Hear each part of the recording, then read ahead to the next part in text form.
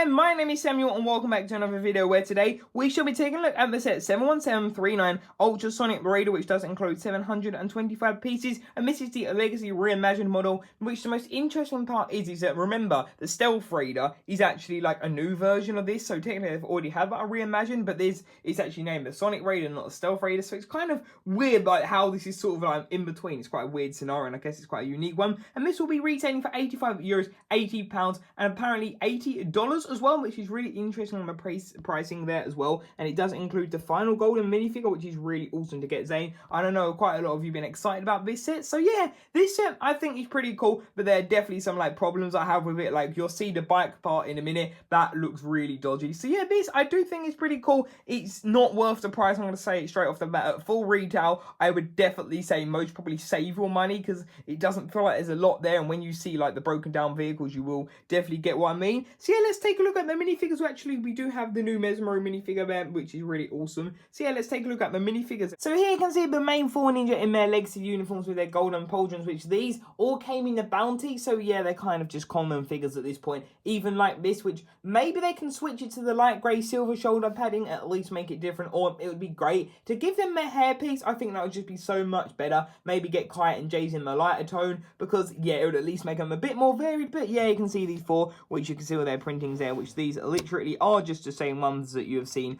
all of the times, which look pretty cool. So let's quickly, which there you can see them turned around with their little sword holders, which honestly I really like the way they're done. Like, I think this sword holder is probably one of the best ones that we've had. Like, the detailing is cool with like the little star on the corner and stuff like that, so it is a really cool piece. So it's kind of annoying why these just, I think in general these figures just are being way overused. So let's quickly take their accessories off. So then here you can see their back printings, which look pretty cool. You've got Cole, and you've got Jay, and you've got Kite, and you've got Zane, which these literally, like I said, are the same. It would be good at some point if they'd actually give us something new, but I don't know. I don't really see Lego doing that at any point soon. But there you can see the rest of their front printing and their face printings, which literally is the same. So yeah, that does look pretty cool though. Again, they're the same figures, but then again, for some people who haven't got it, this would be a great way to get all of them, because we haven't had all four of them together, I don't believe, since the bounty, which is still a pretty awesome set. So yeah, now let's move on to the villains of the set. So taking a look at the two Serpentine of the set, you can see we have Rattler on the left, and on the right hand side we have Mesmero, which yeah, they look pretty cool. Taking a look at Rattler, this is the same one that we had from the Epic Battle set with Jay versus Serpentine, which yeah, this figure looks pretty cool. I have to admit, I like the printing and that it does look cool, but yeah, I still prefer their original design, because I guess they're more simple and more like accurate, and these sort of look more like post-apocalypse. Nothing bad with that. I just prefer the things that are canon, though they were like in the reimagined Legacy shorts, which would be cool to see them return. And then here you can see Mesmero, which this is a brand new one, which is really cool to see that. Yeah, it just looks really cool. You can see like the printing on his head, which looks pretty cool. And yeah, you can see he has the eyes. He's a Hypno Briar, which looks really cool. His printing does look cool, and he has, I believe, the Constrictite Fang Blade, because it is the orange one. Though it's a shame that they didn't reprint it, or they could have brought back like the original printing. I'm not really sure why they didn't do that. So yeah, that is Mesmero and Rattler. So here you can see the 10-year anniversary Golden Zane minifigure, which all of you have been waiting to see. And this, honestly, is a really cool minifigure. Though straight off the bat, Lego have built this wrong. They use two 2x2 tiles. What is going on? Every single one of these has a 1x4. So in this one set, they've changed it. Honestly, I don't get what is going on there. But anyway, you can see that we have the 10-year sign, which this Zane minifigure, it's actually really weird, because it's like the first time I think we've ever got the same character twice in one set, especially for the Legacy figures. But there you can see Zane, which he just looks really angry. And I think the gold works incredibly well with him, though it is kind of a shame that we don't have his ordinary like forbidden Spinjitzu helmet, because if we had that in gold, it'd be like the Dancing to the Goldies, or whatever the episode was called for Legacy Short Reimagined. But there you can see the printing, which I think looks really cool. The belt printing though is really nice. You can see like the hexagon kind of looking shapes. You can see it's like abs or whatever that is underneath. And yeah, this is a really cool minifigure. And taking a look at this is the forbidden Spinjitzu piece, which I really like the way this looks. I think it just looks really cool. So yeah, that is the Zane minifigure, which this is a really cool one though. Like, honestly, Lego, why? How have they built him different out of all seven? I really don't understand. So taking a look at the Ultrasonic Raider all together, first off, you can see it does look pretty cool. It sort of reminds me of a Chibi, I believe, isn't it? Like kind of like that scale thing is sort of what I'm getting, where the proportions are kind of smaller and larger in some areas. So yeah, this definitely does feel like the scale was completely off in a way. So as we move around, you can see what it looks like, which there is actually quite a bit of a hole there. It doesn't look as bad, but you can sort of see it when you're more up close. You can see the wheels, which we will take a look at each section on its own in a minute, but I kind of just wanted to show it all connected, which bag 6 is all of this Technic, which this part looks pretty cool. You can see that there, which I do like the look of that. I think it looks good from the back, but it's mainly when you kind of start to like delve into what it actually looks like each section is where you start to notice the issues, which there is an aerial shot of the set. It does look pretty awesome, I have to admit, from that angle, but it's like, so like this, it sort of deceives you. The box art is actually doesn't do this justice. This looks better than I thought. It doesn't look as squished. It definitely does feel like it has more breathing room, but when we get to the feature is really when we start noticing problems. So what you do if you want to transform this, so what you do, you hold this and there are 2 Technic pins and you simply just kind of lift it up, but it can get a bit stuck depending on how hard you put it in, and you can see that there, which pieces can fall off. That's only really happened to me once,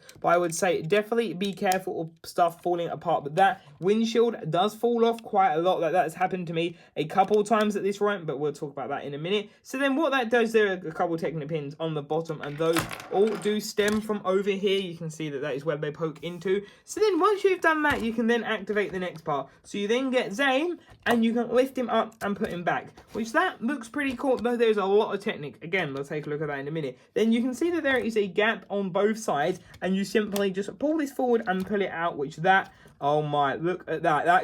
That looks quite horrendous, that does. So then you have this gap that kind of a bit of an eyesore, but honestly not too bad. And then you move over to this side and you do the same. You can see that we have the gap. The guns always fall off, so that is another thing. There are definitely a few elements that fall off. So then here you can see the bike. So let's start off by taking a look at Zane's bike. So taking a look at Zane's front section, you can already see that this is kind of a state. It doesn't actually like balance at all. You physically can't, like I'm trying to, but it really doesn't. It is such a heavy build. It's like, I don't really know how they've done it, but they've really made it to the point that it really doesn't want to balance. I believe it's these side panels, these are way too big. I guess they should have used other parts, but the mechanism for this, it's an okay one, but I just think the way that they've done it before is much better. Like, they've just made it so much larger and just not necessarily better at all. Sometimes bigger is better, but in this case, it really doesn't work. So there you can see that side, which is pretty cool. Then moving on over to the other side, you can see where the bikes do attach, which I'll show you that in a minute. And you can see the top part, which does look pretty cool. I'm actually going to bring that back down, but you can see the back wheel. So that is what that bike looks like. And then if we actually quickly take a look at these stickers, you can see that we have one sticker there,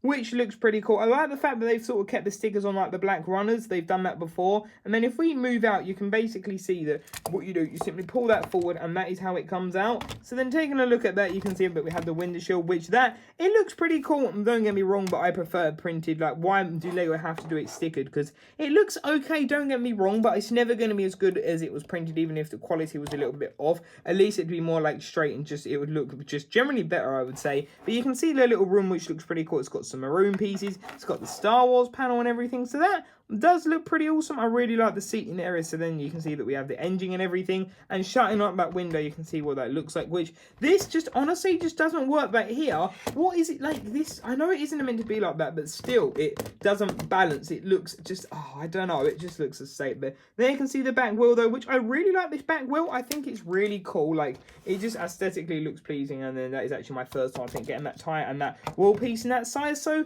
yeah, that's what it looks like. And again, that is where you plug that wheel into. So that is what that looks like. Again, there's all the Technic, and if you wanted to look at the underside of this build, you can see what it looks like, which it looks all right. So now let's take a look at the left bike. So taking a look at the bike, you can see here, wow, what is this? This just looks so weird. The proportions just look, this is what I mean, really off. Like, this looks massive, and like, I think it's the treads are just too wide. If it was that long, I think it'd be better, but the treads are way too wide, like, definitely. And you can see that we've just got this black, like, just square, but this just kind of looks just, oh, it doesn't look that good at all. Like, that's the main thing that I've not ever liked since the photos. It's just that you've got this, like, black square just there. It just pokes out like a sore thumb, and there you can see what it looks like on the underside. It really just sticks out. You have a spring-loaded shooter, which is pretty cool. You know, it's nice to have one of them on there, but it doesn't make up just for how odd this looks. And I really don't think, I don't know, I can't really see a kid getting much enjoyment out of this. It just doesn't really look like much. And then there you can see that, like, if kids were playing with it, if they'd want it to be something like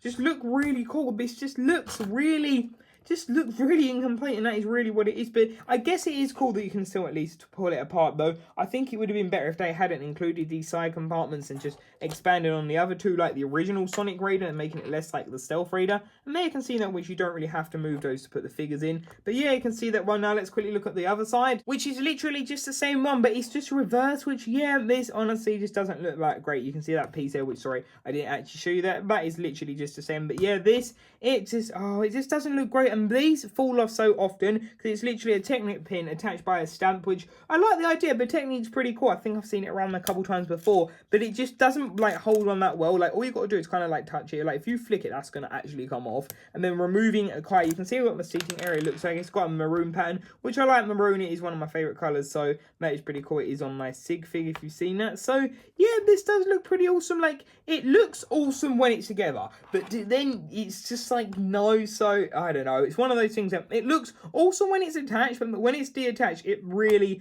doesn't look like anything. So there you can see the gun again, which I guess they could sort of like swivel and move, which you can swivel quite a bit. But yeah, it's really fragile. So look, you really would have a struggle trying to do that. So then here you can see the Ultrasonic Raider jet, but this is mostly the part that looks the best on its own. Still not perfect, and I would definitely say it's mostly like a downgradement still a little bit. But though it still looks pretty okay, I guess. You can see that we have Jake in there. Lifting that up, you can see that this one has actually got a built-in seat, which I really like that. Like, that genuinely looks really cool. And you build quite a lot of this like studs not on top technique, the snot technique on the side, which is really cool. So you can see the area though. Again, there's a few gaps. Like, why is it Lego 2021? It's like the anniversary year for Ninjago, but also the year of just holy gaps. Like, there's just gaps in everything, including submarines. But there you can see that, which that looks okay, though printed I think could have hopefully done a better job. You can see that there, which again, this does look cool. It just, I don't know, it just doesn't exactly work in ways. I'll show you what I really mean with that at the back. You can see those stickers there, which look pretty cool.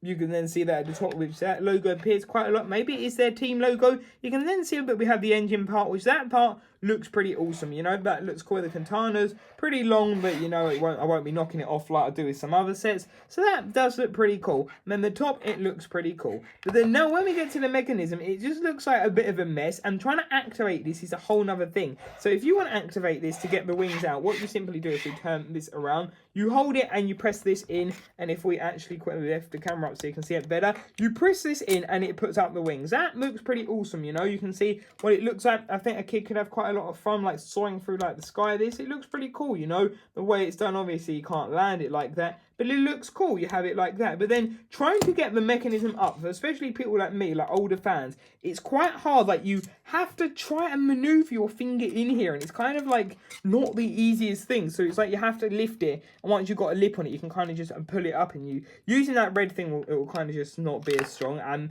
yeah, that isn't a bit of an issue, and that moves me straight onto the one issue that I keep having that I almost forgot. This has fallen off like maybe 3 or 4, maybe 5 times already within, like, I've had it built for like 8 hours. So yeah, it's honestly insane that kind of pops off, but I guess that's not too much of an issue. It's more the fact that that is a really hard piece. It's really hard to get your fingers down there. Like, I'm sure when I'm older I will not be able to fit my finger through there. So yeah, that is what it looks like. Now let's reassemble all of this. So here you can see all 4 sections of the Ultrasonic Raider, which honestly I really like the way they look. I just think it's like really unique and pretty cool. So yeah, let's actually take a look at how we can put this together. So if we move these sections out of the way and we begin with Zane's one, so you simply move it forward and then you have that section done, which that is by far one of the most simple. And then the next step is, if we actually focus and zoom on him, you basically just simply align it up, and you have to be really fragile where you hold it. I would say that's the best, like pinch it at the front and back, then hold it here, because you need to support each area, because I've done it a few times and it can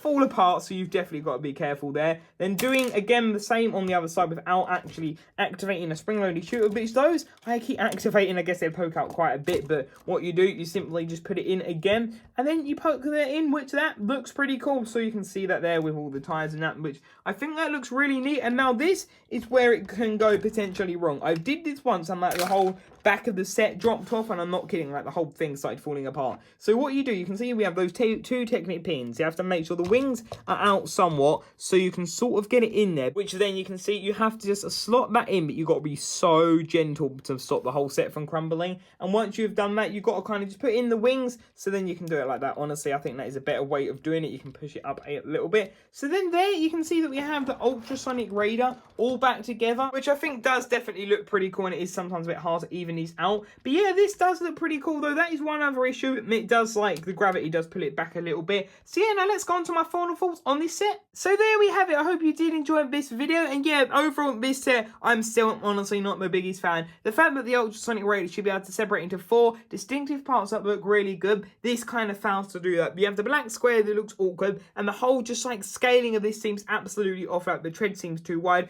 and a bit too long. Then the bike at the front literally can't stand up, so that's really not helpful. And then this, to have it like with his wings out, you can't really put it on the floor, so then it can only be back like this, and that's not the most play. So yeah, honestly, at this set, I don't really just, yeah, £60 would have been much better. 65, I think this set should have been. £80 if definitely too expensive, and I would say don't get this at full retail. I really recommend against it. I just don't think it's worth full retail, and honestly, in a few years, I reckon Mesmero sadly will be reused. The only thing that's going to be any value from this set in a couple years, I think, will be the Zane, and you can get it on bricks and pieces, I do believe. So if you honestly, I would just recommend get it on there. Like, it looks cool, don't get me wrong. If you like what you see, go for it. But personally, and what I'm saying here, I just don't think it's worth it. Like, it definitely seems way too expensive. But yeah, hopefully this video can help you make up your mind on this. And yeah, sorry, I did say that the stand isn't actually sort of wrong. Woo does have it like that as well, which Woo, it made more sense to use that special golden figure. But yeah, that is what I think of this set. I definitely think it's a stay clear until you've got it cheaper.